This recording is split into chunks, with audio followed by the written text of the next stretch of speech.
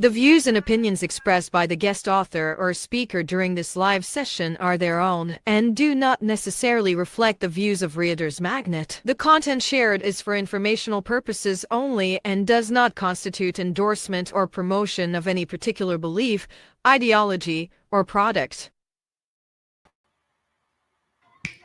Hello, and welcome, authors, book lovers, and storytellers, and welcome to another exciting episode of Reader's Magnet featured author interview, where we dive deep into the world of creativity and inspiration. And our guest for today is the author of the book AIs in Search for Jesus. So please help me welcome Mr. Dennis Ondrejka. So, Dennis, how Thank are you you. doing today? I'm doing great. Doing great. Really love that. So again, to all of our viewers there, again, click the link down below that we'll be adding it, where you can purchase or grab a copy of Dennis's book. That's AIs in Search for Jesus. And I do believe you have a copy with you, correct, Dennis?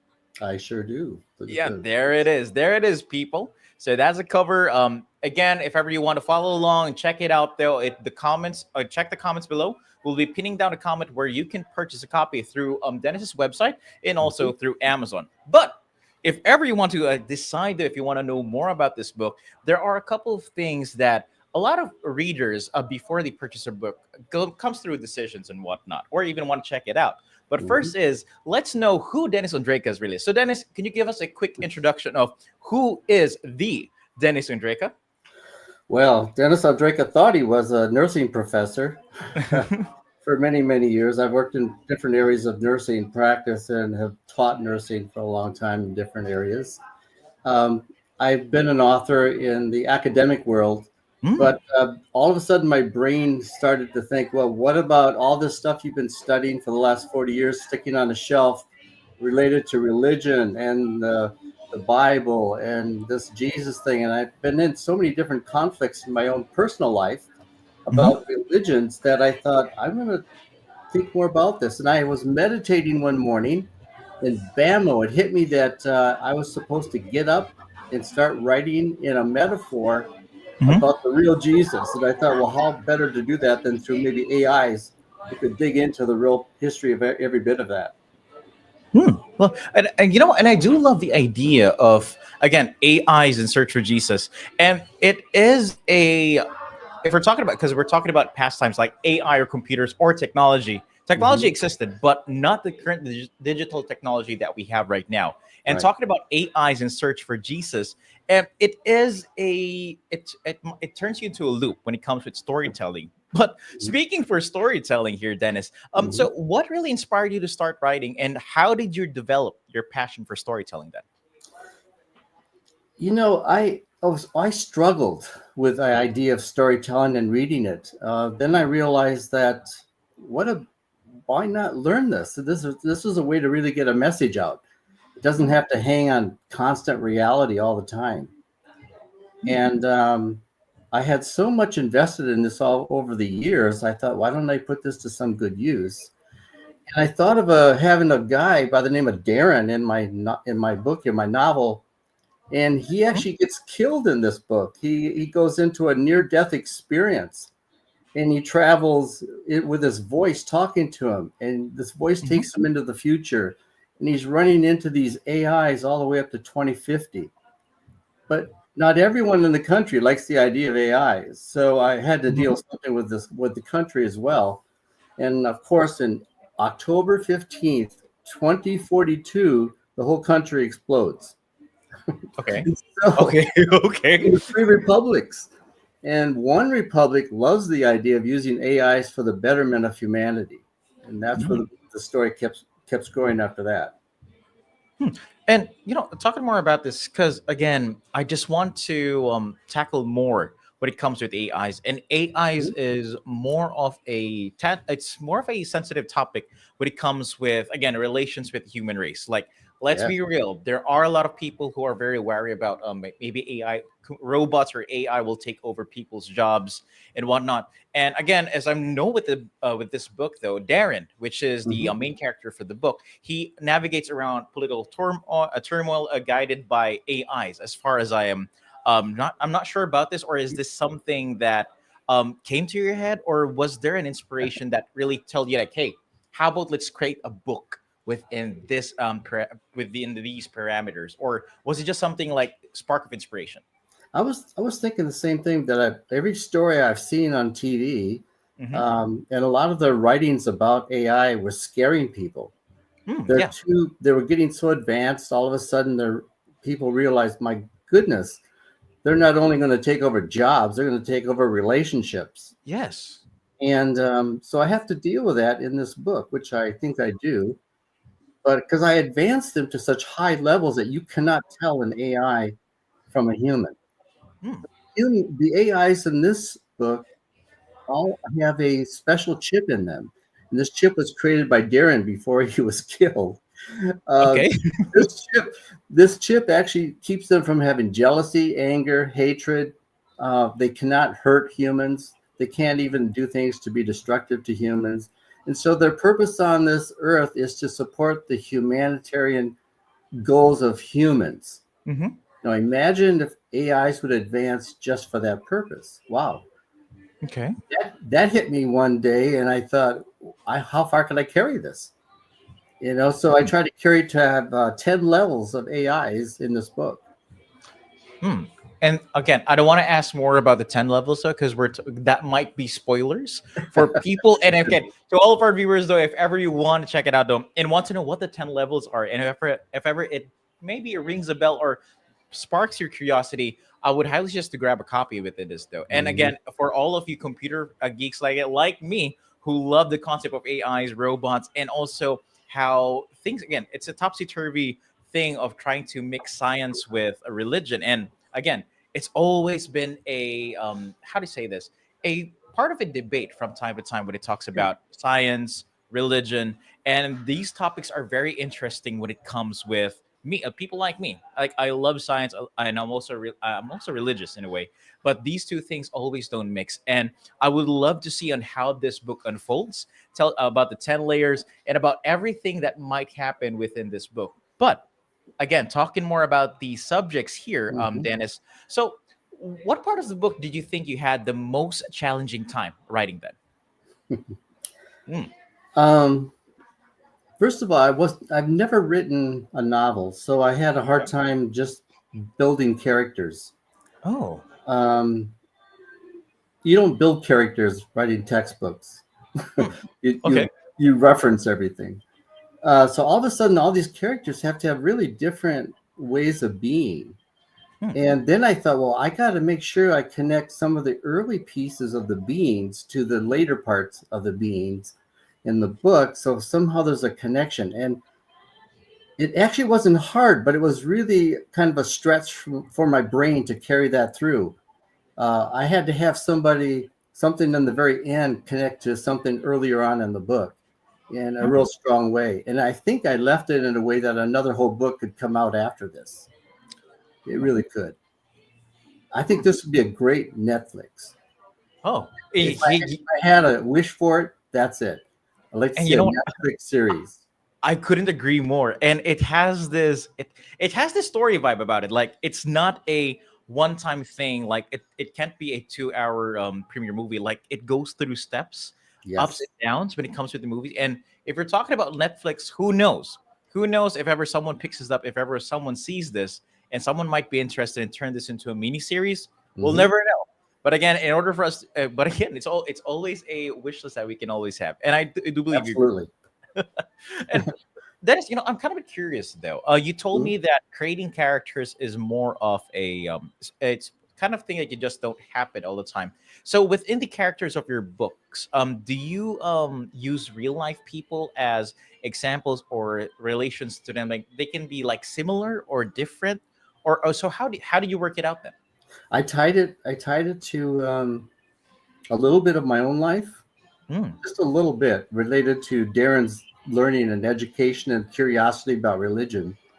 That Hmm. was my own life, I think. I didn't die though. Okay, that's the thing. That's the thing. I didn't get killed by being hit by a car. Uh, but I did the whole PhD route, which he does, and Hmm. did research. I think that the idea of what could be has hit me so strongly with AI today, and the craziness that we have about religion. and the craziness that's going on in the country, those three dimensions were just coming together for me. And I had to write about it. Love that. Love it. And if there is one thing though, because again, talking more about again, Darren is a little bit parts of you, especially with Mhm. your story. A little So bit. I'll be a little bit, just a little bit of part of you. So I Yeah. just want to ask you, the Dennis, like, how important is because this is just one thing that comes in the top of my head. Like, how important really is diversity and philosophy? That is again beliefs are incorporated within the elements of your writing. Because again, science, religion are two different elements. So how did you put that in, and how did you incorporate it, and how important is it really to you? It's really important to me because it's guided thousands and thousands of hours of my life in terms Mhm, of what I read, what I study, my library. mhm. Um, I have a library of the books. You're going to run into the books in here that 93 of these books were never put in the Bible that talk about Jesus. Oh, 93. oh, okay. And I summarize some of those in the back for the fun of it, just because that's what's in my library. Hmm. I have all these books. I track down things that most people never could track down. And I use AI in the idea of doing that. And I'm thinking, well, why wouldn't they do that? AIs can track down anything. True. Agree. So I thought they're going to track down a lot more than I even did. Why not? Why not? So I do connect it to myself in a certain way, but it's sort of the curious part of me and the Mhm. part that's been eating away at trying to deal with certain phenomena in the world these days. Love that. Love that. And Mm. that is just something though that you can always put into putting into it perspective. Like you as a human, you have your limited resources, and you can do research and dig up a lot of information. But yeah, I do agree. How about AI? How can they can do more?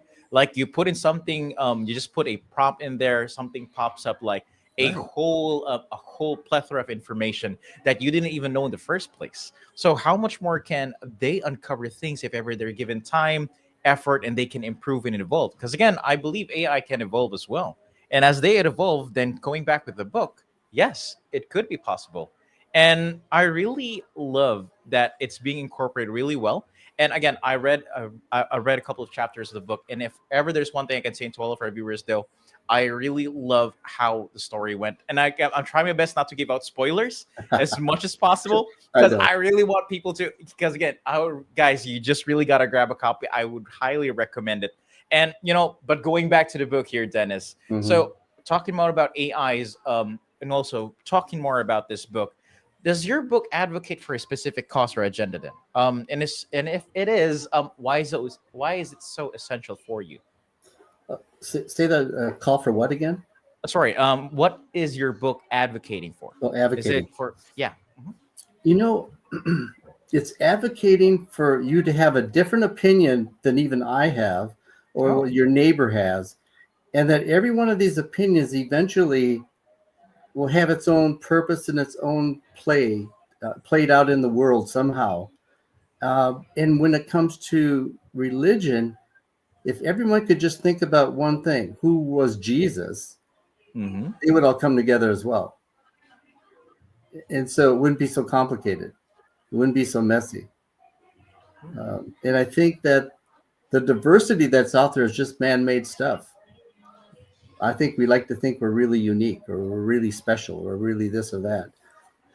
And I think I want to have people become aware that things are much bigger and more grand out there than we have any idea around our own idea about what God is, that kind of thing.